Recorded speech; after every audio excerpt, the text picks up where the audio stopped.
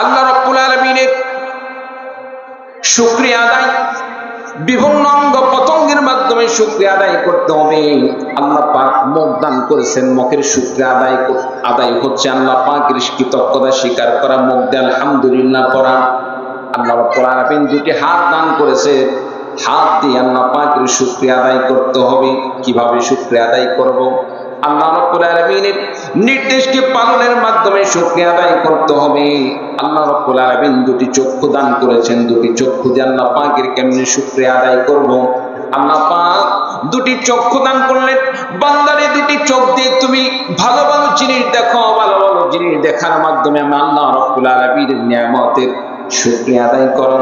আল্লাহ রাব্বুল আলামিন কান দান করেছেন, দুই কান দিয়ে অশ্লীল ফাহিশা গান না শুনে, মানুষের গীবত শেখায় না শুনে, দুই কান দিয়ে ভালো ভালো জিনিস শোনো, কোরআনে কারীমের তেলাওয়াত শোনো, আল্লাহ পাকের কৃতজ্ঞতা শোনো, আল্লাহ রাব্বুল আলামিনের জিকির শোনো।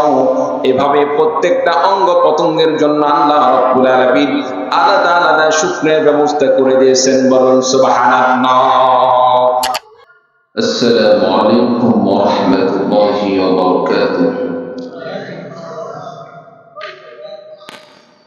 ইন্নাল হামদুলিল্লাহি আল্লাযী হাদানা লিহাদা ওয়া মা কুন্না লিনাহতাদিয়া লাওলা আন হাদানাল্লাহ।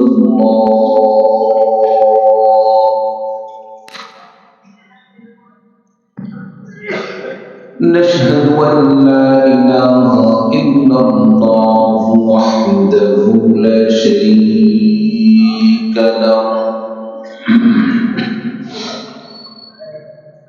ونشهد أن محمدا عبده ورسوله.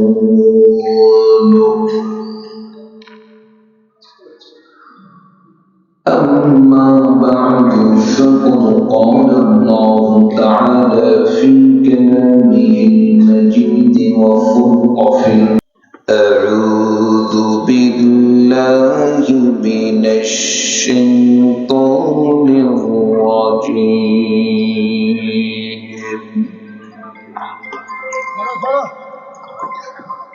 بسم الله الرحمن الرحيم.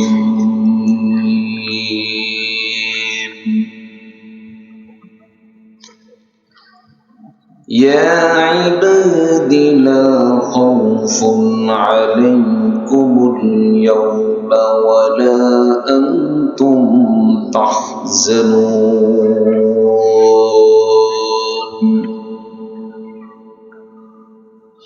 وقال تعالى في شان حبيبه إن الله وملائكته يصلون على النبي يا أيها الذين آمنوا صلوا عليه وسلموا تسليما.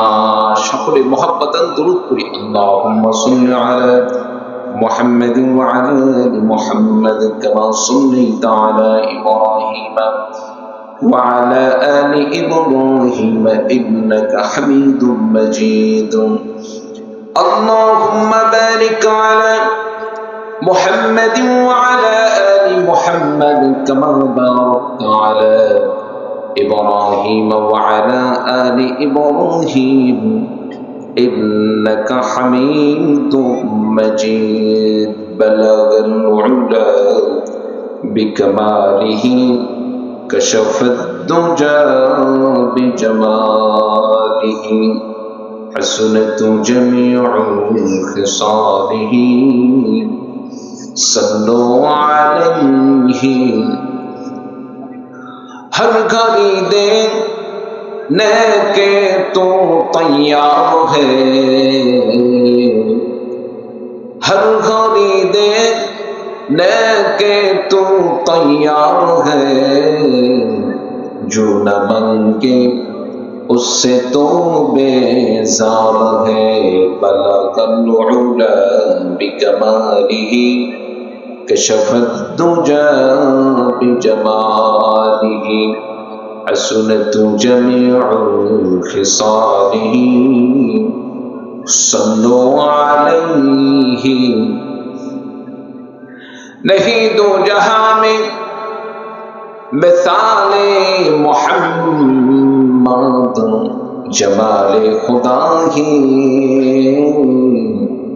कमाल मोहम्मद बलगल उला बिकमालिही कशफ दुजा बिजमालिही हसनत जमीउ खिसालिही सल्लु अलैहि व आलिहि मुहब्बतन कलिमातुल ला इलाहा इल्लल्लाह ला इलाहा একটু মিষ্টি করে দেন বাঁচতেছে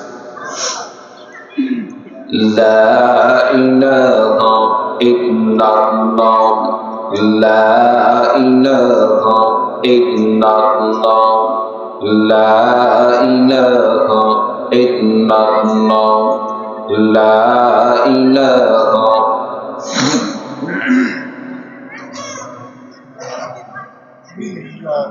لا إله إلا الله لا إله إلا الله محمد رسول الله সকলেই বলি সাল্লাল্লাহু আলাইহি ওয়াসাল্লাম। অধ্যকার এই দৌলতপুর উপরটোলা নুরানি হাফিজিয়া মাদ্রাসা কর্তৃক আয়োজিত বিরাট বার্ষিক এই তাফসীরুল কোরআন মাহফিলের সম্মানিত সভাপতি, আজকের মাহফিলের সম্মানিত প্রধান অতিথি, বিশেষ অতিথিবৃন্দ, মঞ্চে উপবিষ্ট নায়েবে রাসূল দেবর উলামায়ে কেরামগণ, আমার সামনে উপবিষ্ট মুরব্বিয়ানি ইজম, যুবক ভাইরা, পর্দানশীল মা ও বোনেরা, আসুন আমরা সকলেই আলোচনার প্রারম্ভে সেই মহান মনিবের দরবারে কালিমাতুশ শুকর আদায় করছি। জাল্লা রাব্বুল আলামিন আপনাকে আমাকে দুনিয়ার সমস্ত কাজ থেকে ফারেক করে আজকের এই জান্নাতি বাগানে আসার মতো, বসার মতো তৌফিক দান করেছেন, সেজন্য আমরা শুকরিয়া আদায় করছি। সকল বলি আলহামদুলিল্লাহ। অসংখ্য দরুদ ও সালাম প্রেরণ করছি বিশ্ব নবীজির শানে। সকলেই বলি সাল্লাল্লাহু আলাইহি ওয়াসাল্লাম। জানতে চাই সম্মানিত চাঁপাইবাসী আপনারা কেমন আছেন? আলহামদুলিল্লাহ রাব্বিল আলামিন। আল্লাহ পাক আমাকে অনেক ভালো রেখেছে। আপনাদের মধ্যে মোটামুটি আন্তরিকতার লক্ষণ আমি দেখতে পাচ্ছি। অনেক এলাকায় গিয়ে আমি জিজ্ঞেস করি আপনারা কেমন আছেন, শুধু বলে আলহামদুলিল্লাহ ভালো আছে, বলে না হুজুর আপনি কেমন আছেন। তো আলহামদুলিল্লাহ আপনাদের মধ্যে অনেক ভাইকে দেখতে পেলাম, আমাকেও জিজ্ঞেস করছেন হুজুর আপনি কেমন আছেন। এটাই তো আন্তরিকতার পরিচয়, মুমিনের পরিচয়। কি বলেন ভাই, ঠিক কিনা? তো প্রিয় ভাই সব, আল্লাহ তাআলা এই সচেতনাকে আল্লাহ তাআলা এই ভালোবাসাকে আমাদের মধ্যে মৃত্যু পর্যন্ত কবুল করুন। সকলে বলে আল্লাহুম্মা আমিন। আমাদের পরবর্তী যে প্রজন্মগুলো আসবে কিয়ামত পর্যন্ত সকলের মধ্যে আল্লাহ রাব্বুল আলামিন এই ভালোবাসা, আন্তরিকতা, মুহাব্বত আল্লাহ পাক পয়দা করে দিন। সকলে বলে আল্লাহুম্মা আমিন। প্রিয় ভাই সব, দেখতে দেখতে অনেক রাত হয়ে গেছে। এখন বাজে 11:24। শীতের রাত হিসাবে অনেক রাত। তো যাই হোক, কোরআনের কথা শোনার জন্য আমরা বসেছি, ইসলামের কথা শোনার জন্য আমরা বসেছি। ঘন্টাখানেক সময় যদি আমি একটু বলার চেষ্টা করি, আলোচনা করতে চাই। আমাকে কি সময় দেওয়া যাবে? থাকবেন তো? চলে যাবেন না তো? কথা দিলেন তো? দেখি তো কে কে থাকবেন না, চলে যাবেন, একটু হাত তুলে দেখান তো দেখি। আচ্ছা, এবার দেখতে চাই শেষ পর্যন্ত থাকবেন কে কে। দু হাত তুলে একটু তাকবীর লাগাতে হবে। লাগান তো একদম তাকবীর। নারায়ে তাকবীর, নারায়ে তাকবীর। আল কোরআনের আলো, সংসদে বলবেন আল কোরআনের আলো, আল হাদিসের আলো, লিল্লাহি তাকবীর। বাস না, বোঝা যাচ্ছে মোটামুটি চালান যাবে কিছুক্ষণ। কি বলেন, চালান যাবে না? সম্মানিত উপস্থিতি, জানতে চাই আমাদেরকে সৃষ্টি করেছেন কে? আরেকটু জোরে বলেন কে? আল্লাহ রাব্বুল আলামিন সৃষ্টি করলেন। আপনাকে আমাকে যিনি খাওয়ান তিনি কে? আপনার আমার সব কিছু যিনি দেখাশোনা করেন, আপনার আমার সব কিছুকে যিনি নিয়ন্ত্রণ করেন তিনি কে? সবকিছুর মালিক কে? তাহলে সুতরাং কৃতজ্ঞতা হবে, শুকরিয়া আদায় হবে কার জন্য? আল্লাহ পাকের জন্য। আল্লাহ পাক আপনাকে আমাকে যে চক্ষু দান করলেন, আপনাকে আমাকে যে দুটি হাত দান করলেন, আল্লাহ রাব্বুল আলামিন আপনাকে আমাকে যে সুন্দর মুখটি দান করলেন, আমরা কিয়ামত পর্যন্ত যদি আল্লাহ পাকের শুকরিয়া আদায় করি, শুকরিয়া আদায় করে শেষ করতে পারবো? পারবো না। কেন?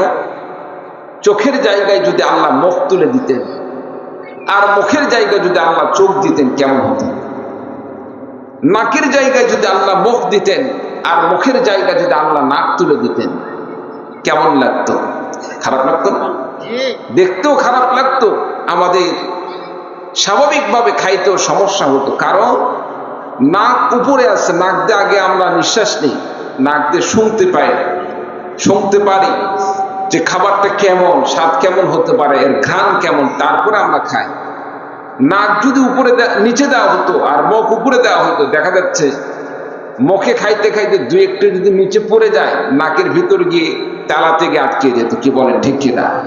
সম্মানিত উপস্থিতি, আল্লাহ রাব্বুল আলামিন বান্দার যথাযথ জায়গায়, বান্দার যেখানে যা দরকার সেখানে আল্লাহ রাব্বুল আলামিন সেই জিনিসকে ফিটিং করে দিয়েছেন। চিৎকার দিয়ে বলেন সুবহানাল্লাহ। বন্ধুরা আমার, এই জন্য আল্লাহ রাব্বুল আলামিনের শুকরিয়া আদায় করতে হবে, কৃতজ্ঞতা স্বীকার করতে হবে। বান্দারে, তোমার মুখের জায়গায় নাক দিতে পারতাম, নাকের জায়গায় মুখ দিতে পারতাম, আমি আল্লাহ রাব্বুল আলামিন তোমার চক্ষুকে অন্ধ করে দিতে পারতাম। সবকিছুর ব্যবস্থা আমি আল্লাহ রাব্বুল আলামিন করে দিলাম। আমার ভাইরা, আমার বন্ধুগণ, এই জন্য আল্লাহ রাব্বুল আলামিনের কৃতজ্ঞতা স্বীকার করতে হবে, শুকরিয়া আদায় করতে হবে।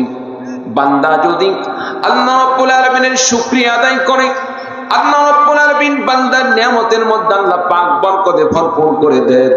আল্লাহ পাক কোরআনে কারীমের মধ্যে ঘোষণা দিয়ে বলেন, লা ইন শাকারতুম লা আযীদান্নাকুম ওয়া লা ইন কাফারতুম ইন্না আযাবি লাশাদীদ। চিৎকার দিয়ে বলুন আল্লাহু আকবার। আল্লাহ রাব্বুল আলামিন বলেন, বান্দারে, লা ইন শাকারতুম লা আযীদান্নাকুম, আমি আল্লাহ পাক তোমাকে যে নিয়ামত দান করলাম, এই নিয়ামতের যদি তুমি শুকরিয়া আদায় করো, আমি আল্লাহ রাব্বুল আলামিন তোমার জন্য আমি আল্লাহ রাব্বুল আলামিন নিয়ামতকে বৃদ্ধি করে দিব। আপনার আমার যে আয় উন্নতি আছে, আপনি আমি কামাই রোজগার করি, আপনাকে আমাকে যিনি রিজিক দান করেন তার নাম কি? আল্লাহ রাব্বুল আলামিন। আল্লাহ পাক বলেন, বান্দারে, তুমি নিয়ামতের শুকরিয়া আদায় করো, আমি আল্লাহ রাব্বুল আলামিন টাকা পয়সা তোমাকে দান করেছি আমার নিয়ামত হিসাবে। আমি আল্লাহ রাব্বুল আলামিন তোমাকে সুন্দর দেহটা দান করেছি। আমি আল্লাহ রাব্বুল আলামিন সুস্থতা দান করলাম। আমি আল্লাহ রাব্বুল আলামিন তোমাকে সব কিছু দান করলাম। বান্দারে, তুমি যদি শুকরিয়া আদায় করো, আমি আল্লাহ রাব্বুল আলামিন ঘোষণা দিয়ে দিলাম, বান্দারে তোমার জন্য আমি আল্লাহ রাব্বুল আলামিন তোমার জন্য আমার নিয়ামতকে বৃদ্ধি করে দিব। ওয়ালা ইন কাফারতুম ইন্না আযাবি লাশাদীদ। আল্লাহ পাক বলেন, বান্দারে তুমি যদি আমি আল্লাহ রাব্বুল আলামিনের শুকরিয়া আদায় না করে অকৃতজ্ঞ হও, শুকরিয়া আদায় ছেড়ে দাও, আমি আল্লাহ রাব্বুল আলামিন তোমাকে সুস্থ দেহ দান করলাম, আমি আল্লাহ রাব্বুল আলামিন সুন্দর পরিবার দান করলাম, আমি আল্লাহ রাব্বুল আলামিন কামাই রোজগার করার মতো তোমাকে কর্মের ব্যবস্থা করে দিলাম, সব কিছু দান করলাম। বান্দারে এরপরে যদি তুমি শুকরিয়া আদায় না করো, আমি আল্লাহ রাব্বুল আলামিনের যদি অকৃতজ্ঞ হও, আমি আল্লাহ পাকের কৃতজ্ঞতা স্বীকার না করো, আমি আল্লাহ রাব্বুল আলামিনের কৃতজ্ঞতা ছেড়ে দাও, ইন্না আযাবি লাশাদীদ। বান্দারে মনে রেখো, আমি আল্লাহ রাব্বুল আলামিন তোমার জন্য কঠিন যন্ত্রণাদায়ক শাস্তির ব্যবস্থা করে রেখেছি। বলুন নাউযুবিল্লাহ।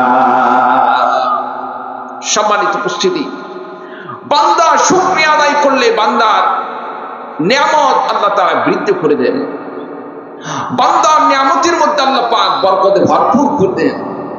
কত মানুষ যে অবস্থায় আছে সেই অবস্থায় থেকে আল্লাহ তাআলা শুকরিয়া আদায় করে, অশুকরিয়া আদায় করে না।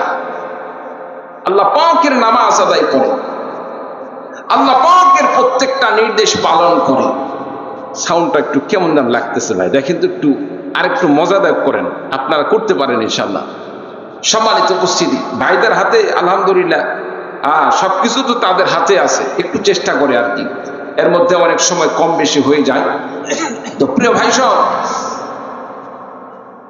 আল্লাহ রাব্বুল আলামিনের শুকরিয়া আদায় করতে হবে। আল্লাহ পাকের শুকরিয়া আদায় করলে আল্লাহ পাক বান্দার নিয়ামতকে বৃদ্ধি করে দেবেন। বলুন সুবহানাল্লাহ। সুস্থতা দান করার মালিক কে? আল্লাহ পাক। আরবের একজন মুরব্বী লোক, বিরক্ত হচ্ছেন? বিরক্ত হচ্ছেন? আরবের একজন মুরব্বী লোক হঠাৎ করে অসুস্থ হয়ে পড়ছেন। হঠাৎ করে অসুস্থ হয়ে পড়ে জ্ঞান হারিয়ে ফেললেন। সঙ্গে সঙ্গে তাকে নেওয়া হলো হাসপাতালে। হাসপাতালে নেওয়ার পরে তাকে অক্সিজেন লাগানো হলো। অক্সিজেন দেওয়ার পরে 3 দিন পর্যন্ত তাকে অক্সিজেনের ভিতরে রেখে তাকে চিকিৎসা করা হলো। সম্মানিত উপস্থিতি, 3 দিন পর যখন তার জ্ঞান ফিরল, জ্ঞান ফেরার পরে হাসপাতালের পক্ষ থেকে তাকে একটি বিল তার সামনে পেশ করা হলো। 3 দিন পর্যন্ত আপনার চিকিৎসা বাবদ যা খরচ হয়েছে এর মধ্যে 3 দিনে আপনার পেছনে অক্সিজেন বাবদ খরচ হয়েছে 30,000 টাকা। সম্মানিত উপস্থিতি, এই বিল যখন মুরব্বী দেখলেন, বিলটি দেখার সঙ্গে সঙ্গে তিনি কান্না শুরু করে দিলেন। বন্ধুরা আমার, মুরব্বী লোকের কান্না দেখে হাসপাতালের মালিক নিঃসন্দেহে তিনি বুঝে নিলেন সম্ভবত মুরব্বীর কাছে কোনো টাকা নাই, বিল পরিশোধ করার মতো কোনো টাকা পয়সা নাই। কি বলেন, ঠিক কিনা? এটাই সাধারণ ধারণা হওয়ার কথা। তিনি ধারণা করলেন, হাসপাতালের পরিচালক মালিক ধারণা করলেন মুরব্বীর কাছে সম্ভবত টাকা নাই। টাকা পয়সা না থাকার কারণে তার পেছনে এত টাকা খরচ হয়েছে, এত পয়সা খরচ হয়েছে, এত টাকা খরচ হয়েছে। এত টাকা খরচ করার পরে তার চিকিৎসার মাধ্যমে সে সুস্থ হয়েছে। এই টাকা সম্ভবত সে পরিশোধ করতে পারবে না, পরিশোধ করতে পারবে না, এই জন্য সম্ভবত সে কান্না করতেছে। আমার বন্ধুগণ, লোকটি এইবার মুরব্বীকে বললেন, মুরব্বী, আমি বুঝতে পেরেছি আপনার কাছে টাকা নাই, আপনি টাকা পরিশোধ করতে পারবেন না।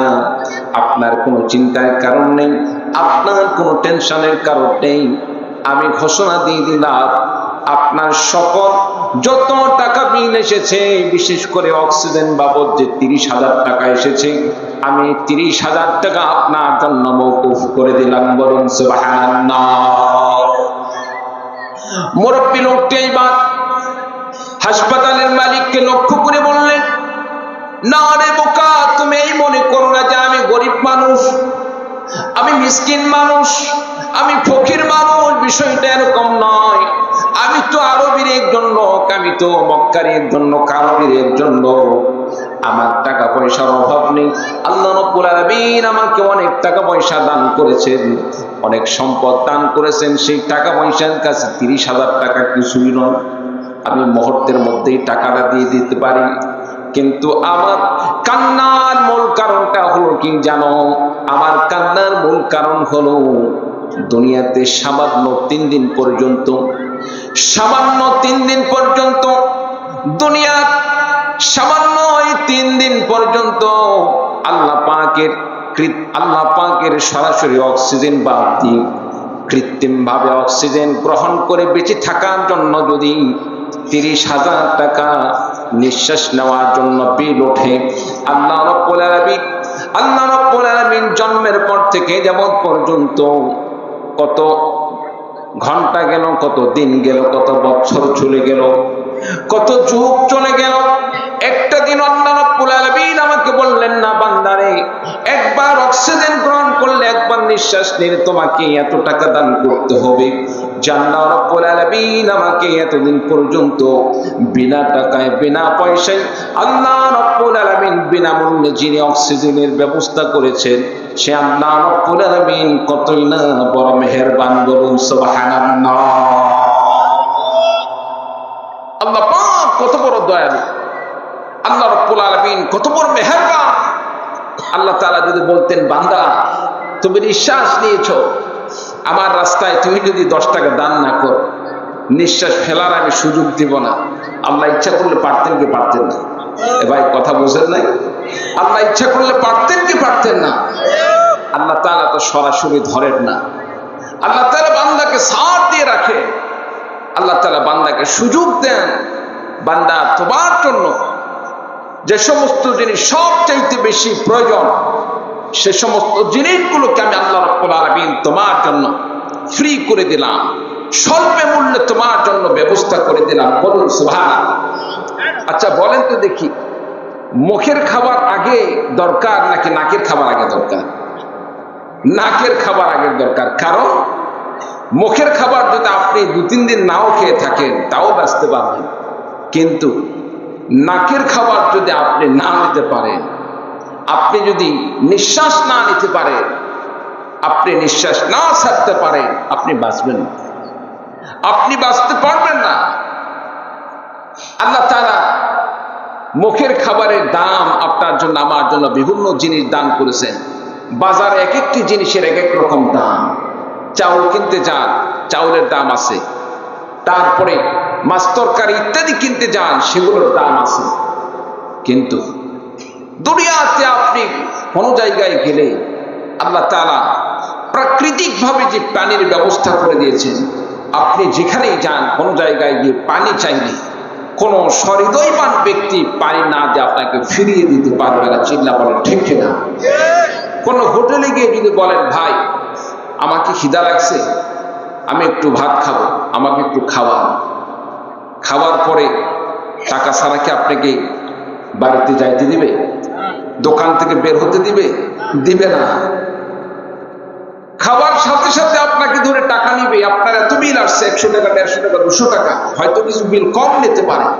কিন্তু আপনি যদি তৃষ্ণার্ত হয়ে কোনো দোকানদারের কাছে গিয়ে বলেন, চায় স্টলে গিয়ে বলেন, হোটেলে গিয়ে বলেন, ভাই পিপাসা লাগছে, যদি একটু পানি দান করতেন, দুনিয়ার কোন হোটেলওয়ালা টিউবওয়েলের পানি আপনাকে দেওয়ার পরে সে কি কোনোদিন বলতে পারে 1 গ্লাস পানির জন্য 1 টাকা দিতে হবে? ভাই বলতে পারবে? কেউ বলতে পারবে না। আল্লাহ তাআলা আপনার জন্য আমার জন্য সবচাইতে প্রয়োজনীয় জিনিসকে আল্লাহ পাক আপনার আমার আয়ত্ত করে দিয়েছেন, দাম কমিয়ে দিয়েছেন, বলুন সুবহানাল্লাহ। বন্ধুরা আমার, এই জন্য আল্লাহ পাকের কৃতজ্ঞতা স্বীকার আদায় করতে হবে, শুকরিয়া আদায় করতে হবে। বান্দা যদি আল্লাহ রাব্বুল আলামিনের শুকরিয়া আদায় করে, আল্লাহ রাব্বুল আলামিন বান্দার জন্য আল্লাহ পাক নিয়ামতকে বাড়িয়ে দিবেন। বান্দা যদি আল্লাহ রাব্বুল আলামিনের নিয়ামতকে পাওয়ার পর আল্লাহ পাকের শুকরিয়া আদায় ছেড়ে দেয়, আল্লাহ রাব্বুল আলামিন মুমিন বান্দার জন্য আল্লাহ পাক যারা শুকরিয়া আদায় করবে, আল্লাহ পাকের কৃতজ্ঞতা স্বীকার করবে না, তাদের থেকে আল্লাহ পাক নিয়ামতকে ছিনিয়ে নেবেন, সাথে সাথে কঠিন জাহান্নামের আযাবের ব্যবস্থা করে দিবেন।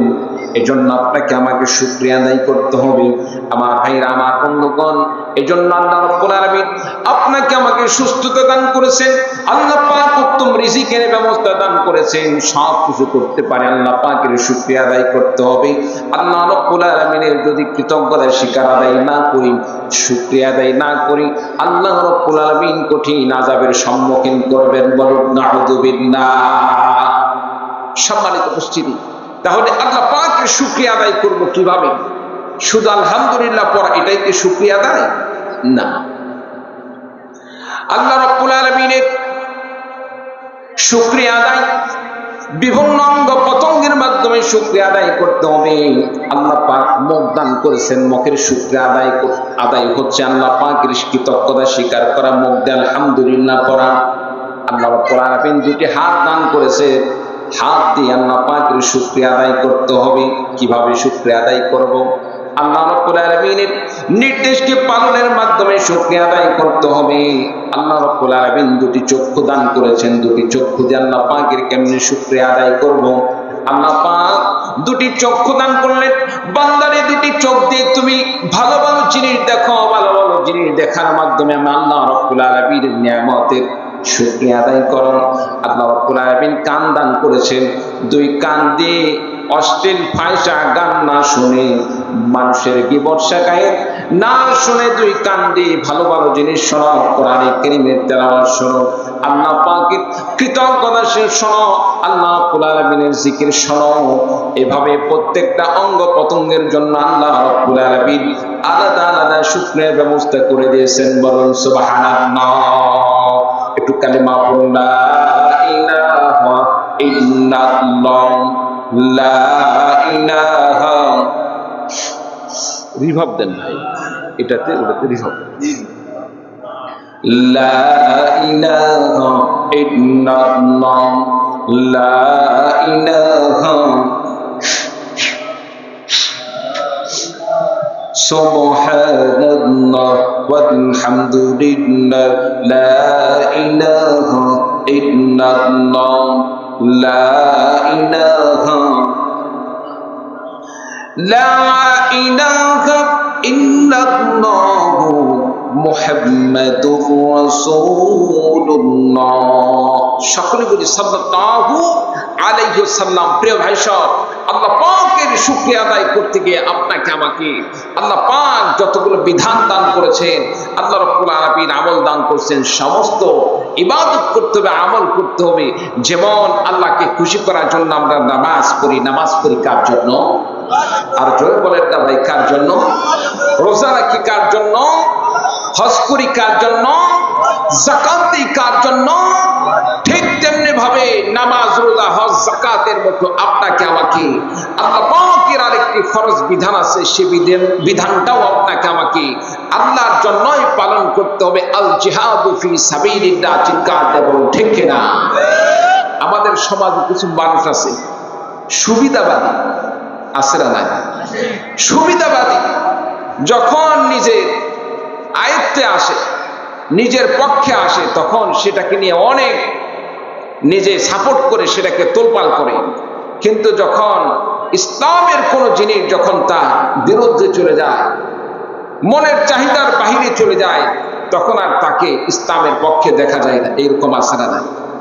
বর্তমান সমাজে ইসলামী হুকুমাতকে প্রতিষ্ঠা করার জন্য, ইসলামী হুকুমাতকে প্রতিষ্ঠা করার জন্য সারা বিশ্বের মুসলমানরা, অধিকাংশ মুসলমানরা চায় ইসলামী হুকুমাত প্রতিষ্ঠা হোক।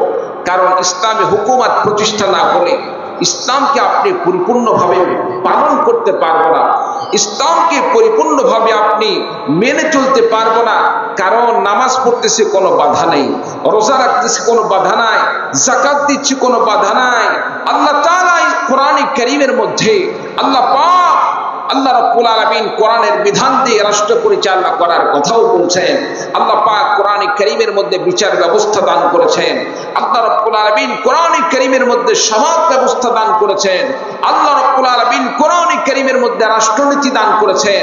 আপনি আমি কোরআনের বিধান দিয়ে বিচারের ব্যবস্থা করতে পারলাম না, রাষ্ট্রনীতি পরিচালনা করতে পারলাম না, ইসলামী বিধান দিয়ে সমাজ ব্যবস্থা পরিচালনা করতে পারলাম না, শুধু নামাজ পড়লাম, রোজা রাখলাম, হজ করলাম, যাকাত দিলাম, রাষ্ট্র পরিচালনা করার কোনো চেষ্টাই করলাম না, আখিরাতে আল্লাহ রাব্বুল আলামিন যদি আপনাকে আমাকে বিচারের সম্মুখীন করে, আপনি আমি যদি আজকে চেষ্টা না করি, আখিরাতে আল্লাহ তাআলার সামনে আপনি আমি জবাব দেওয়ার মতো কোনো ভাষা থাকবে না। চিল্লা বলুন ঠিক কিনা?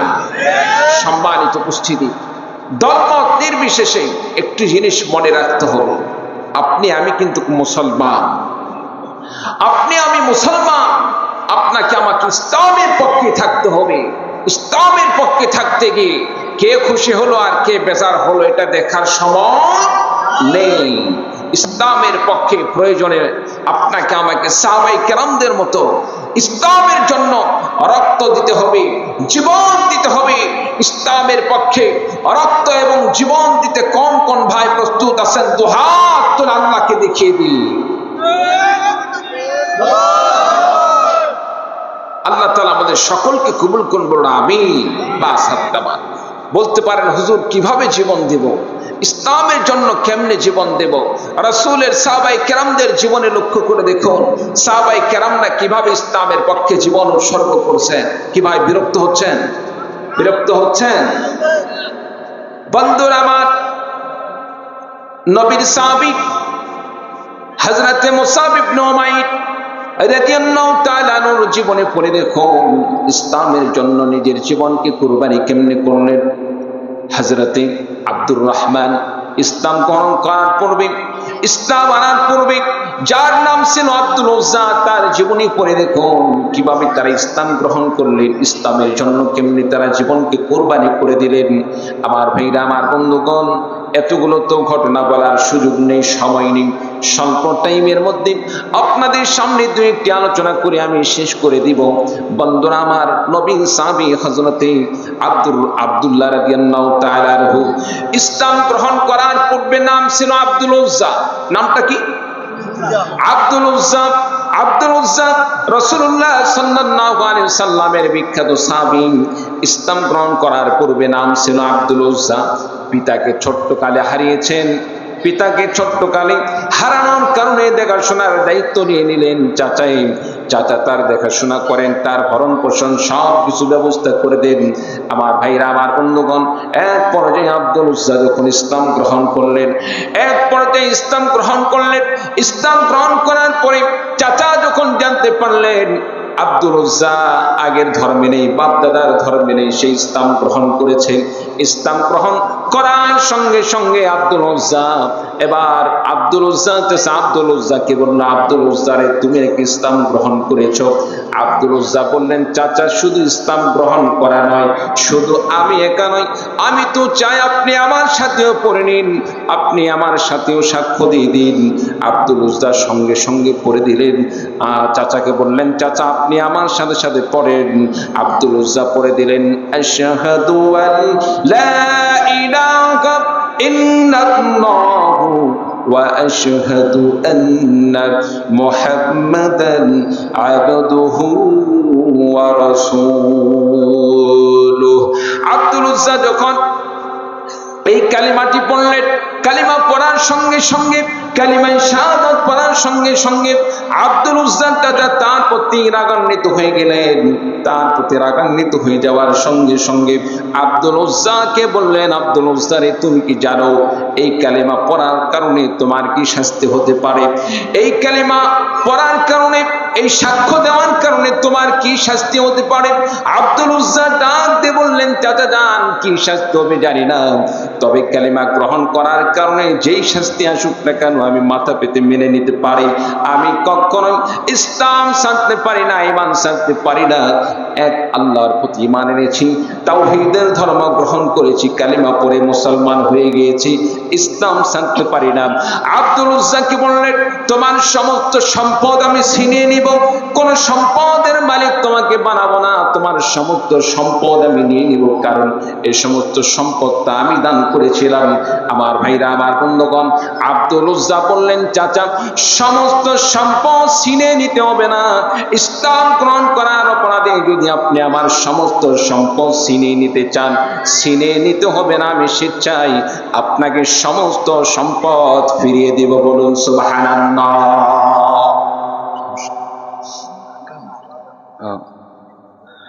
প্রিয় ভাইরা আমার, আব্দুল উজ্জা বললেন, আমার সমস্ত সম্পদগুলো আপনাকে আমি ফিরিয়ে দিব। তবুও ইসলাম ছাড়ব না। চাচা এবার আব্দুল উজ্জাকে বললেন, আব্দুল উজ্জার সমস্ত সম্পদ ফিরিয়ে দাও। সমস্ত সম্পদ ফিরিয়ে দেওয়া হলো। এরপরে আব্দুল উজ্জাকে বললেন, তোমার গায়ের যে পোশাক আছে পরিহিত পোশাকটা খুলে দাও। আব্দুল উজ্জা নিজের গায়ের পরিহিত পোশাকটি খুলে দিলেন, যে শার্ট গায়ে দেওয়া ছিল শার্টটি খুলে দিলেন। আমার ভাইরা, আমার বন্ধুগণ, এরপরে চাচা বলল, তুমি যে পরনের লুঙ্গি পরে আসো বা প্যান্ট পরে আসো, এটাও তো আমার টাকায় কিনা, তোমার টাকায় না, এটাও খুলে দিতে হবে। কত বড় জালেম! আব্দুল উজ্জা সঙ্গে সঙ্গে পরনের পোশাকটি প্যান্টটিও খুলে দিলেন, লুঙ্গিটাও খুলে দিলেন। খুলে দিয়ে তিনি একদমে মায়ের কাছে রওনা দিলেন, বাড়ির সামনে গেলেন। বাড়িতে গিয়ে দরজায় নক করলেন, মা দরজা খুলে দিলেন। দরজা খোলার সঙ্গে সঙ্গে দেখতে পাইলেন যুবক সন্তান উলঙ্গ অবস্থায় বাড়ির সামনে দাঁড়িয়ে আছে। মা সঙ্গে সঙ্গে মাথা ফিরিয়ে নিলেন, মুখটা ফিরিয়ে নিলেন, চোখটা ফিরিয়ে নিলেন, আর সন্তানকে বলল, বাবা তোমার এই অবস্থা কেন? কি কারণে তোমার এমন অবস্থা হলো? আমার ভাইরা, আমার বন্ধুগণ, আব্দুল উজ্জা বললেন, মা গো, তাওহীদের ধর্ম গ্রহণ করার কারণে, ইসলাম ধর্ম গ্রহণ করার কারণে, বিশ্ব নবীর প্রতি ঈমান আনয়ন করার কারণে আমার চাচা আমার সমস্ত সম্পদ কেড়ে নিয়েছে, এমনকি আমার পরনের পোশাক পর্যন্ত খুলে নিয়েছে। মা গো, তোমার কাছে আবেদন, একটি কাপড় থাকলে, কাপড়ের টুকরা থাকলে আমাকে কাপড়ের টুকরা দাও। আমার ভাইরা, আমার বন্ধুগণ, এবার মা ঘরের ভিতর থেকে একটি কাপড়ের টুকরা নিয়ে এসে দিলেন। আমার ভাইরা, আমার বন্ধুগণ, আব্দুল উজ্জা কাপড়ের টুকরাকে মাঝখান দিয়ে চিরলেন। মাঝখান দিয়ে চিরার পরে একটি গায়ে পেছলেন, আর একটি লুঙ্গির মতো করে পরে নিলেন। এরপরে মাকে লক্ষ্য করে বললেন, মা গো, দুনিয়ার কোনো জায়গায় গিয়ে যদি আমার আশ্রয় না হয়, কেউ যদি আমাকে জায়গা না দেয়, তবে আমার বিশ্বাস বিশ্ব নবীর কাছে গেলে আমাকে ফিরিয়ে দিবে না। নবীজি আমাকে অবশ্যই সেখানে আশ্রয় দান করবেন। আমি বিশ্ব নবীর কাছে চলে যাব। হযরতে আব্দুল উজ্জা এবার সঙ্গে সঙ্গে মার কাছ থেকে বিদায় নিয়ে রাতারাতি তিনি রাসূলুল্লাহ সাল্লাল্লাহু আলাইহি সাল্লামের বাড়ি মদিনার দিকে তিনি রওনা হয়ে গেলেন। বলুন সুবহানাল্লাহ। সকাল হয়ে গেল, শীতের কনকনা রাত্রি। সারা রাত্রিতে নবীজির দরবারে পৌঁছে গেলেন। সকালবেলা নবীর দরবারে উপস্থিত হয়ে গেলেন। নবীজি সাল্লাল্লাহু আলাইহি সাল্লামের সামনে উপস্থিত হওয়ার পর আল্লাহর নবী বিশ্ব নবী সাল্লাল্লাহু আলাইহি সাল্লামের দরজায় নক করলেন, সালাম দিলেন। সালাম দেওয়ার পরে নবীজি যখন দরজা খুললেন, খোলার পরে দেখতে পাইলেন একজন যুবক পাতলা দুটি কাপড় পরে কোনো মতো শরীরটা আবৃত করে তার সামনে উপস্থিত হয়ে গেছেন। নবীজি বললেন, যুবক রে, তোমার এই অবস্থা কেন? তুমি এই অবস্থায় কেন? কোথায় থেকে এসেছো? কি তোমার ঠিকানা? কি তোমার পরিচয়? আব্দুল উজ্জা বললেন, নবী গো, ইয়া রাসূলুল্লাহ, ইয়া হাবিবাল্লাহ, শুধুমাত্র ইসলাম গ্রহণ করার কারণে, তাওহীদের ধর্ম গ্রহণ করার কারণে, আমার তো বাবা নাই, আমার চাচা আমাকে দেখাশোনা করতো, আমার সমস্ত সম্পদ গুলো কেড়ে নিয়েছে। শুধু সম্পদ নয়, এমনকি আমার পরনের পোশাক পর্যন্ত খুলে নিয়েছে। উলঙ্গ হয়ে গিয়েছিলাম মায়ের কাছ থেকে। এক টুকরো কাপড় নিয়ে সেটাকে দুফাল করে আমি শরীরে পেঁচিয়ে আপনার সামনে এসেছি। নবীজি সঙ্গে সঙ্গে বললেন, সাহাবী একটু দাঁড়াও, আমি একটু ঘরের ভিতর থেকে আসি। রাসূলুল্লাহ সাল্লাল্লাহু আলাইহি সাল্লাম ঘরের মধ্যে গেলেন। বিশ্বনবী সাল্লাল্লাহু আলাইহি সাল্লাম নিজের পরিহিত দুটি জুব্বা নিয়ে এসে হযরতে আব্দুল্লাহ রাদিয়াল্লাহু তাআলাকে দান করলেন, আর বললেন, সাহাবী রে, এই যে পোশাকটা তুমি পরো, পোশাকটা পরিধান করে শীত থেকে অন্ততপক্ষে নিজেকে আবৃত করো, শীত থেকে রক্ষা করো। নবীজি বললেন তোমার নাম কি? আমার ভাইরা, আমার বন্ধুগণ, যুবক বললেন আমার নাম আব্দুল উজ্জা। বিশ্বনবী সাল্লাল্লাহু আলাইহি সাল্লাম বললেন না, কোনদিন মানুষের নাম, কোন মুসলমানের নাম, ইমানদারের নাম আব্দুল উজ্জা হতে পারে না। আব্দুল উজ্জা মানে হচ্ছে উজ্জার গোলাম। আমার ভাইরা, আমার বন্ধুগণ, মুমিন বান্দার নাম কোনদিন আব্দুল উজ্জা হতে পারে না। মুমিন বান্দা কোনদিন উজ্জার গোলাম হতে পারে না। মুমিন বান্দা শুধুমাত্র আল্লাহর গোলাম হয়। এজন্য বিশ্বনবী তাকে বলে দিলেন তোমার নাম আজকে থেকে আমি নাম রেখে দিলাম। আল্লাহ পাকের কাছে দুইটি নাম সবচেয়ে বেশি প্রিয়। এক নাম্বার হচ্ছে আব্দুল্লাহ, দুই নাম্বার আব্দুর রহমান। দুইটি নামের মধ্যে একটি নাম রেখে দিলাম, আব্দুল্লাহ নাম রেখে দিলাম। আর সঙ্গে সঙ্গে বিশ্বনবী সাল্লাল্লাহু আলাইহি সাল্লাম উপস্থিতিতে কালিমা পড়ে আব্দুল্লাহ, আব্দুল উজ্জা থেকে আব্দুল্লাহ নাম রেখে কালিমা পড়ে মুমিন বানিয়ে দিলেন। লা ইলাহা ইল্লাল্লাহু মুহাম্মাদুর রাসূলুল্লাহ। লা ইলাহা, সাউন্ড বাড়া দেন ভাই, ঘুমাই গেছে। লা ইলাহা ইল্লাল্লাহ, লা ইলাহা ইল্লাল্লাহ, লা ইলাহা সুবহানাল্লাহ ওয়ালহামদুলিল্লাহ, লা ইলাহা ইল্লাল্লাহ, লা ইলাহা, লা ইলাহা ইল্লাল্লাহ, লা ইলাহা, লা ইলাহা ইল্লাল্লাহু মুহাম্মাদুর রাসূলুল্লাহ। সকলে বলি সাল্লাল্লাহু আলাইহি সাল্লাম। প্রিয় ভাই সব, নাম কি ছিল? আগে কি ছিল না? আব্দুল উজ্জা। পরে নাম কি হলো? আব্দুল্লাহ। আমরা সন্তানদের নাম কি রাখি? সেন্টু, তারপরে আপনার বল্টু ইত্যাদি কত কি নাম, পুতুল আছে না নাই? এগুলোর নামের কোন অর্থ হয় ভাই? এমন একটি নাম রাখেন যে নামের সাথে আল্লাহর মিল থাকে, আল্লাহর সাথে সম্পৃক্ততা থাকে। আব্দুল্লাহ মানে কি? আল্লাহর গোলাম। আব্দুল্লাহ মানে আল্লাহর গোলাম।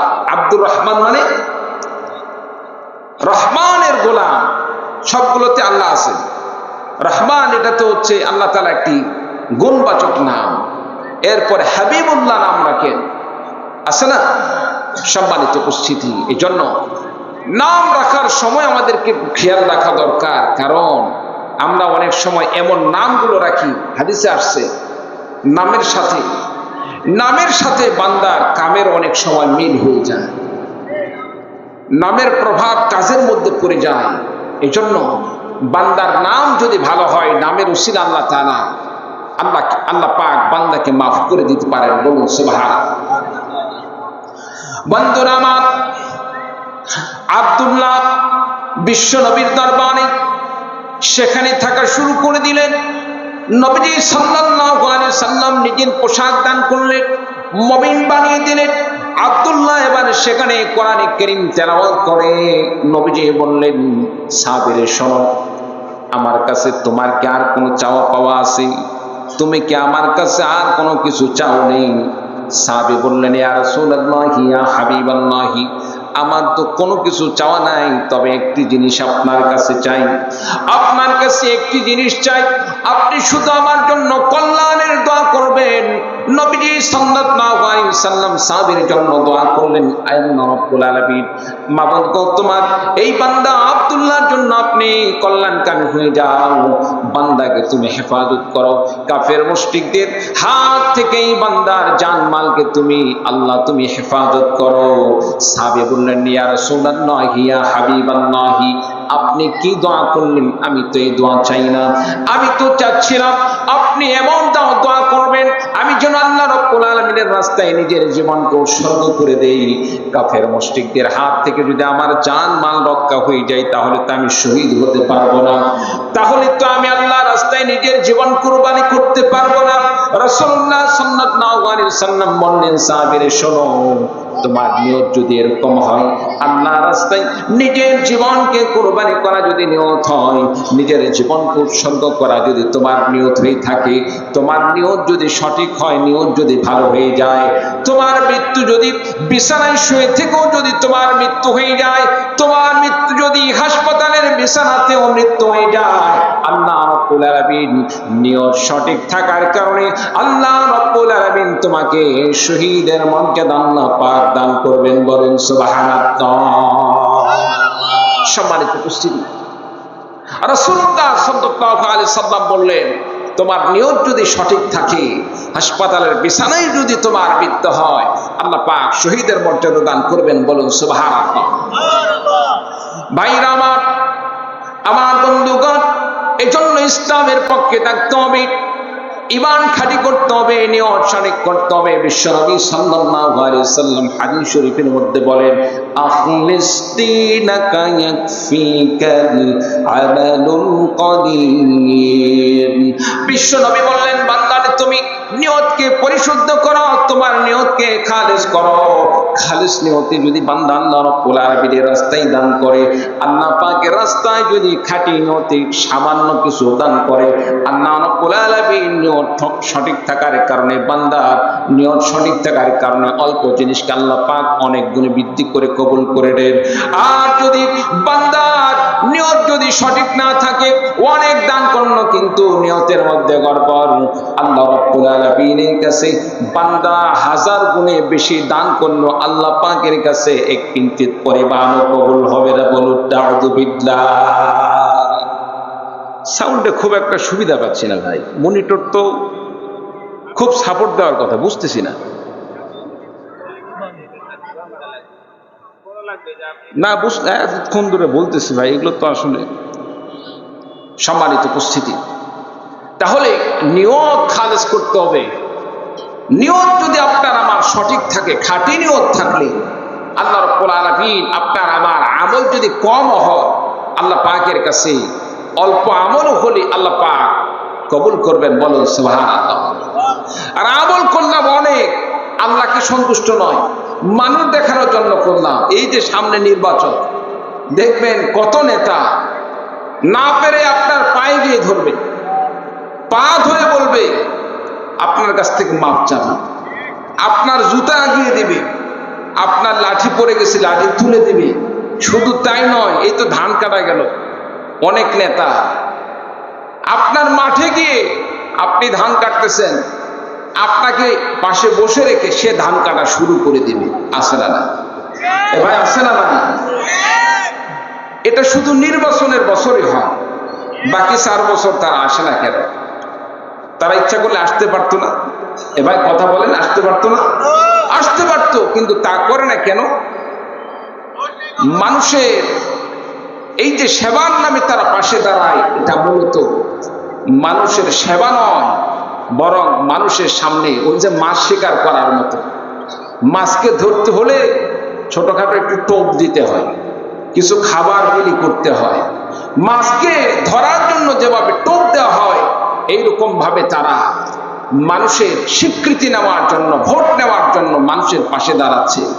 সম্মানিত উপস্থিতি, এই যে নিয়ত সঠিক না থাকার কারণে, ইখলাস না থাকার কারণে তাদের ইবাদত, তারা মানুষের সেবা করবে, মানুষের কল্যাণ করবে, কিন্তু আল্লাহ তাআলার কাছে তার এই সেবাটা গ্রহণযোগ্য হবে না, আল্লাহ তাআলার কাছে নেকি পাবে না।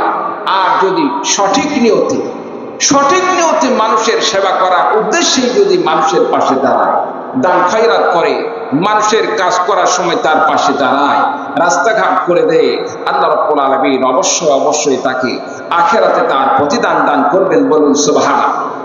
আর জোরে বলুন না সুবহানাল্লাহ। বন্ধুরা আমার, এই জন্য প্রত্যেকটা কাজ করার সময় প্রত্যেকটা কাজ করার সময় আপনাকে আমাকে সঠিক নিয়ত নিয়ে কাজ করতে হবে, নিয়ত খালেস করে কাজ করতে হবে। আমার ভাইরা, আমার বন্ধুগণ, রাসূলুল্লাহ সাল্লাল্লাহু আলাইহি ওয়াসাল্লামের সাহাবী হযরত আব্দুল্লাহ রাদিয়াল্লাহু তাআলা আনহু নবীজিকে বললেন, ইয়া রাসূলুল্লাহি, ইয়া হাবিবাল্লাহি, আপনি আমার জন্য এই দোয়া করবেন যে আল্লাহ পাক যেন আমাকে ইসলামের জন্য কবুল করে নেন, দ্বীনের জন্য কবুল করে নেন। রাসূলুল্লাহ সাল্লাল্লাহু আলাইহি ওয়াসাল্লাম সাহাবীকে বললেন, ইয়া রাসূলুল্লাহ, সাহাবীকে বললেন, রে আমার সাহাবী শোনো, তোমার খাঁটি নিয়ত থাকলে তোমার যদি বিছানাতেও তোমার মৃত্যু হয়ে যায়, আল্লাহ রাব্বুল আলামিন শহীদের মর্যাদা দান করবেন। নবীর সাহাবী এবার রাসূলুল্লাহ সাল্লাল্লাহু আলাইহি ওয়াসাল্লামের সাথে জিহাদের ময়দানে ঝাঁপিয়ে পড়লেন, জিহাদের ময়দানে যুদ্ধে অংশগ্রহণ করলেন। আমার ভাইরা, আমার বন্ধুগণ, বিশ্বনবী সাল্লাল্লাহু আলাইহি ওয়াসাল্লাম যুদ্ধে শামিল হয়ে গেলেন। সাহাবী নবীর সাথে যুদ্ধে অংশগ্রহণ করলেন। যুদ্ধ শেষ হয়ে গেল। যুদ্ধ শেষ হয়ে যাওয়ার পরে সাহাবী তাবুর মধ্যে হঠাৎ করে অসুস্থ হয়ে পড়লেন। অসুস্থ হয়ে যাওয়ার পরে সাহাবীর সেখানে মৃত্যু হয়ে গেল। আমার ভাইরা, আমার বন্ধুগণ, এক পর্যায়ে রাসূলুল্লাহ সাল্লাল্লাহু আলাইহি ওয়াসাল্লামের কাছে খবর দেওয়া হলো, সংবাদ দেওয়া হলো, ইয়া রাসূলুল্লাহি, ইয়া হাবিবাল্লাহ, আপনার অমুক সাহাবী তাবুর মধ্যে অসুস্থ অবস্থায় ইন্তেকাল করেছেন। রাসূলুল্লাহ সাল্লাল্লাহু আলাইহি ওয়াসাল্লাম সাহাবীর কাছে গেলেন, যাওয়ার পরে লাশটি দেখলেন।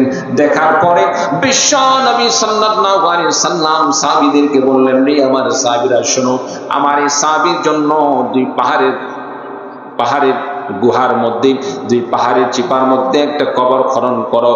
সাহাবীর জন্য কবর খনন করা হলো। নবীজি ডাক দিয়ে বললেন, সাহাবীরা রে শোনো, আমার এই সাহাবী ইসলামের জন্য সব ত্যাগ স্বীকার করেছে, সিদ্ধান্ত নিয়েছি আমি যাতে তাকে দাফন করব। আমার ভাইরা, আমার বন্ধুগণ, এক পর্যায়ে আব্দুল উজ্জাকে কাফনের কাপড় পরানো হলো, গোসলের ব্যবস্থা করা হলো, কাফনের কাপড় পরানো হলো। কবরে যখন শয়িত করা হবে, বিশ্বনবী সাল্লাল্লাহু আলাইহি ওয়াসাল্লাম কাফনের কাপড় পরার পর যখন তাকে কবরে নামাবেন, নবীজি সাল্লাল্লাহু আলাইহি ওয়াসাল্লাম স্বয়ং নিজে কবরে নামিয়ে পড়লেন। কবরে নামার পরে ডান পাশে আবু বকর রাদিয়াল্লাহু তাআলা আনহু হেল্প করার জন্য দাঁড়িয়ে গেলেন, বাম পাশে হযরত ওমর রাদিয়াল্লাহু তাআলা আনহু হেল্প করার জন্য দাঁড়িয়ে গেলেন। এইদিকে বর্ণনাকারী সাহাবী তিনি আফসোস করে করে কান্না শুরু করে দিলেন, আহারে, এই কবরবাসী কতই না, এই কবরের মেহমান কতই না সৌভাগ্যবান, যার কবরের মধ্যে যাকে নামানোর সময় বিশ্ব নবী স্বয়ং নিজেই কবরে নামিয়েছেন। শুধু নবীজি নয়, নবীর সাথে সাথে রাসূলুল্লাহ সাল্লাল্লাহু আলাইহি ওয়াসাল্লামের সাথে দুজন বড় বড় সাহাবী তার পাশে দাঁড়িয়েছে। একজন হলো ইসলামের প্রথম খলিফা হযরত আবু বকর রাদিয়াল্লাহু তাআলা আনহু, দ্বিতীয়ত ওমর রাদিয়াল্লাহু তাআলা আনহু দাঁড়িয়েছেন। এই সাহাবের মতো সৌভাগ্যবান আর কে হতে পারে? এই কবরের যাত্রী, তার জায়গায় যদি আমি হতাম কতই না ভালো হতো। এই বলে সাহাবী কান্না করতেছিলেন। আমার ভাইরা, আমার বন্ধুগণ, বিশ্বনবী সাল্লাল্লাহু আলাইহি ওয়াসাল্লাম সাহাবীকে যখন কবরে নামালেন, কবরে নামানোর পর বিশ্বনবী সাল্লাল্লাহু আলাইহি ওয়াসাল্লাম আল্লাহ রাব্বুল আলামিনের কাছে দোয়া করলেন, আল্লাহ রাব্বুল আলামিন, তোমার বান্দা ইসলামের জন্য সব ত্যাগ স্বীকার করেছে, মাবুদ গো, তার সমস্ত সম্পদ ছিনিয়ে নিয়েছে, নিজের পরনের পোশাকের কাপড় পর্যন্ত খুলে নিয়েছিল। আল্লাহ রাব্বুল আলামিন ইসলামের জন্য সব ত্যাগ স্বীকার করেছে, তোমার বান্দাকে তোমার কাছে সুপর্দ করে দিলাম। মাবুদ গো, তোমার এই বান্দাকে মাফ করে আল্লাহ রাব্বুল আলামিন তুমি জান্নাতের মেহমান বানিয়ে নাও। বলুন সুবহানাল্লাহ।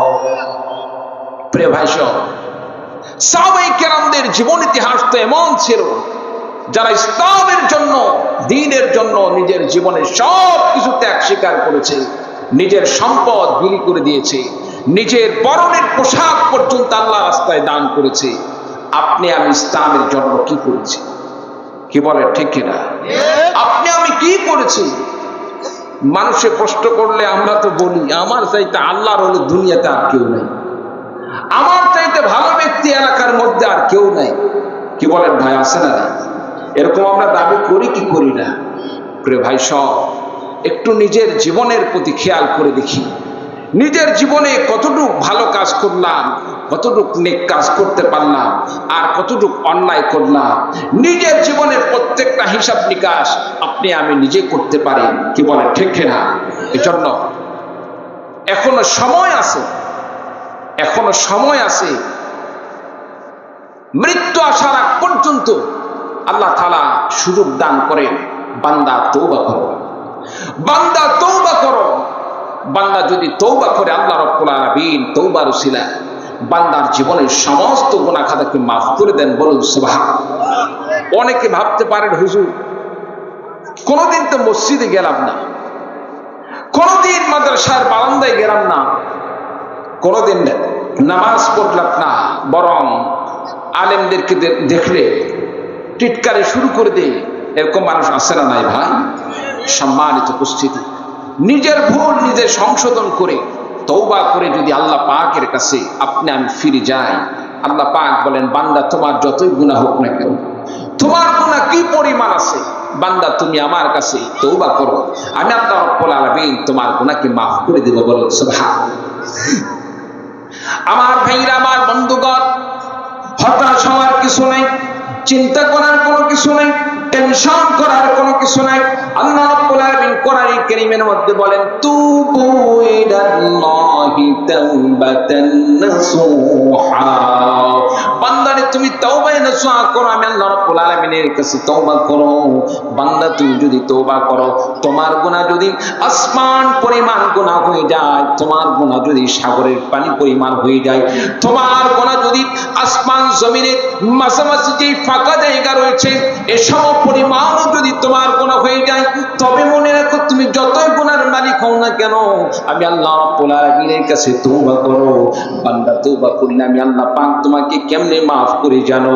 আল্লাহ রাব্বুল আলামিন কোরআনে কারীমের মধ্যে ঘোষণা দিয়ে বলেন, ইল্লা মান তাবা ওয়া আমানা ওয়া আমিলা আমালান সালিহান ফাউলাইকা ইউবাদদিলুল্লাহু সাইয়্যাতিহিম হাসানাত। চিৎকার দিয়ে বলো আল্লাহু আকবার। আল্লাহ রাব্বুল আলামিন বলেন, বান্দারে ইল্লা মান তাবা ওয়া আমানা ওয়া আমিলা আমালান সালিহা, যে বান্দা তওবা করলো, ওয়া আমানা ঈমান আনয়ন করলো, আমিলা আমালান সালিহা নেক আমল করলো, আল্লাহ পাক বলেন, বান্দারে আমি তো তার গুনাহ মাফ করি, শুধু গুনাহ মাফ করি না, ফাউলাইকা ইউবাদদিলুল্লাহু সাইয়্যাতিহিম হাসানাত। আল্লাহ রাব্বুল আলামিন বলেন, বান্দারে শুধু গুনাহ মাফ নয়, আমি আল্লাহ পাক সেই বান্দার গুনাহগুলোকে নেকিতে পরিণত করে দেই। বলুন সুবহানাল্লাহ। বান্দাকে শুধু মাফ নয়, বান্দার গুনাহকে আল্লাহ তাআলা নেকিতে পরিণত করে দেন, সওয়াবে পরিণত করে দেন। বলুন সুবহানাল্লাহ। সম্মানিত উপস্থিতি, নেকি যদি গুনাহ যদি নেকি হয়ে যায়, সওয়াবে পরিণত হয়ে যায়, এর চাইতে চাওয়া পাওয়ার আর কিছু আছে? জোরে বলেন না, আছে না? এই জন্য আপনাকে আমাকে নামাজ পড়তে হবে, রোজা রাখতে হবে, হজ করতে হবে, যাকাত দিতে হবে। আল্লাহর রাস্তায় যদি প্রয়োজনে কোনো সময় রক্ত দিতে হয়, জীবন দিতে হয়, আল্লাহর রাস্তায় রক্ত দিতে হবে, জীবন দিতে হবে। কি বলেন? দেওয়া লাগবে কি লাগবে না? আমার ভাইরা, আমার বন্ধুগণ, কিছু সুবিধাবাদী মুসলমান আছে, বলে হুজুর কত রাকাত নামাজ পড়া লাগবে? বলেন, নামাজ পড়তেছি। কতবার চিল্লা দেওয়া লাগবে? চিল্লা দিতেছি। কতবার পীর মাশায়েখদের দরবারে যাওয়া লাগবে? পীর মাশায়েখদের দরবারে যাচ্ছি। কতবার জিকির করা লাগবে? জিকির করতেছি। জিহাদের দিকে ডাকবেন না, আন্দোলনের দিকে ডাকবেন না। কোরআনে কারীমকে অপমান করা হয়, বিশ্বনবীকে অপমান করা হয়। আমার ভাইরা, আমার বন্ধুগণ, আল্লাহ রাব্বুল আলামিনকে নিয়ে বিভিন্ন প্রকার ব্যঙ্গাত্মক কথাবার্তা বলা হয়, আল্লাহ পাকের শান মান নিয়ে কোন প্রকার কটূক্তি করা হয়। এই তো গত এক সপ্তাহ পূর্বে আমরা লক্ষ্য করে দেখেছি, সারা বাংলাদেশ উতাল পাতাল হয়ে গিয়েছিল। আবুল সরকারের মতো একজন শয়তান যখন আল্লাহ রাব্বুল আলামিনের শানে বেয়াদবিমূলক কথাবার্তা বলল, সারা বাংলাদেশের তাওহীদি মুসলমানগুলো, তাওহীদি জনতা, তারা ফুঁসে উঠেছিল।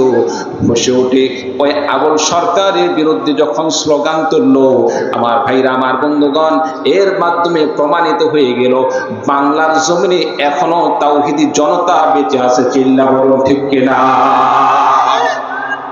সম্মানিত উপস্থিতি, অনেক ভাই ঠিক মতো নামাজ পড়তে পারে না, অনেক ভাই ঠিক মতো রোজা রাখতে পারে না, কিন্তু আল্লাহকে নিয়ে, রসুলকে নিয়ে কটূক্তি করবে, সেই ভাই কখনোই এই শয়তানদেরকে ছাড় দিতে পারে না। কি বলে ঠিক না?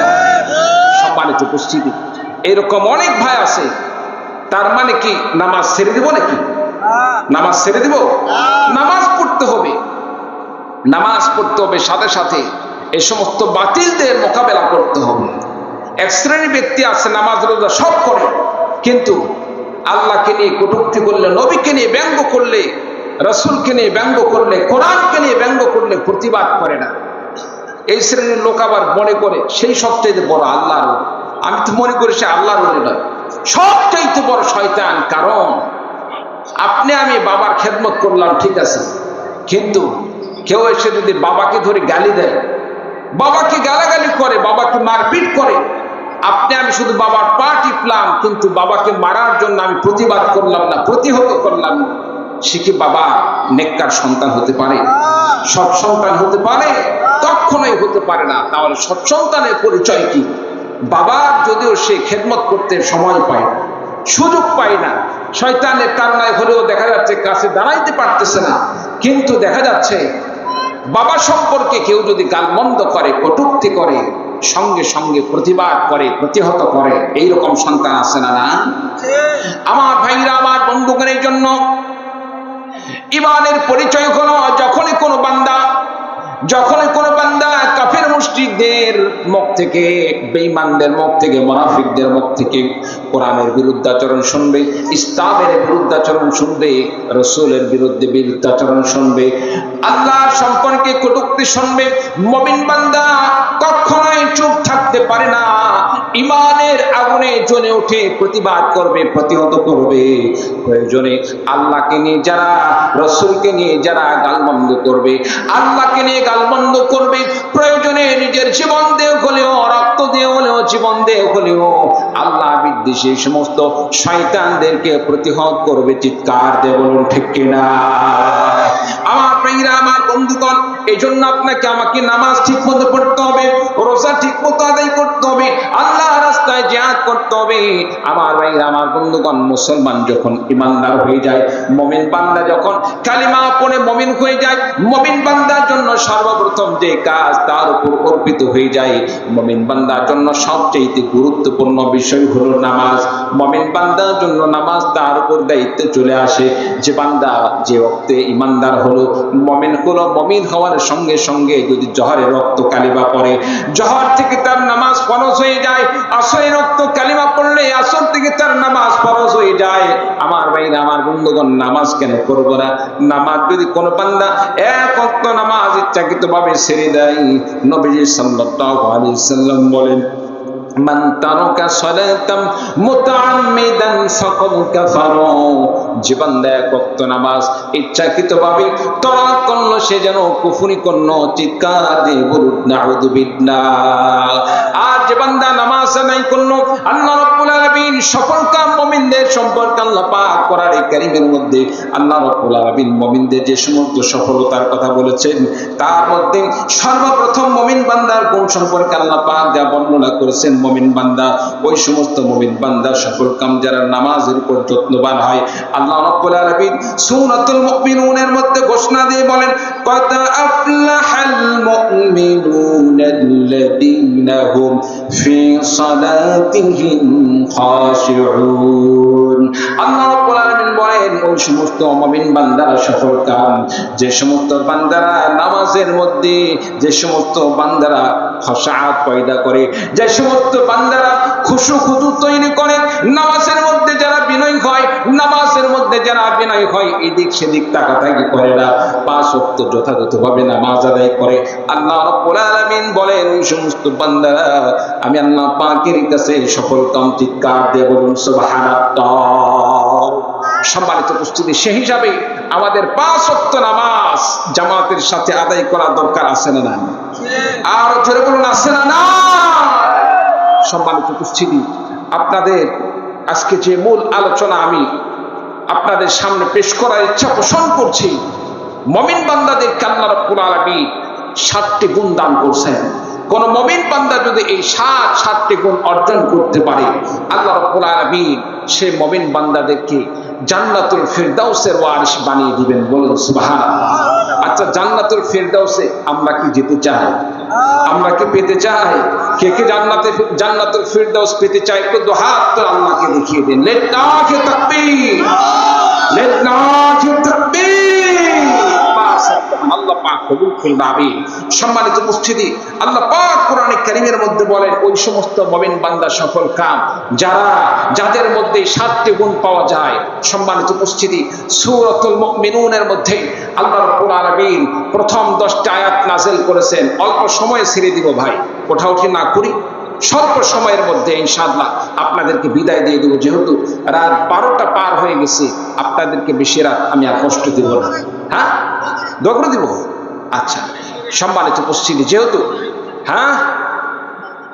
আচ্ছা সম্মানিত উপস্থিতি, তাহলে মুমিন বান্দাদের জন্য 7টি গুণ আমি বললাম না, 6টি গুণ রেখে দিলাম। একটি গুণ আজকে আলোচনা করলাম, কি?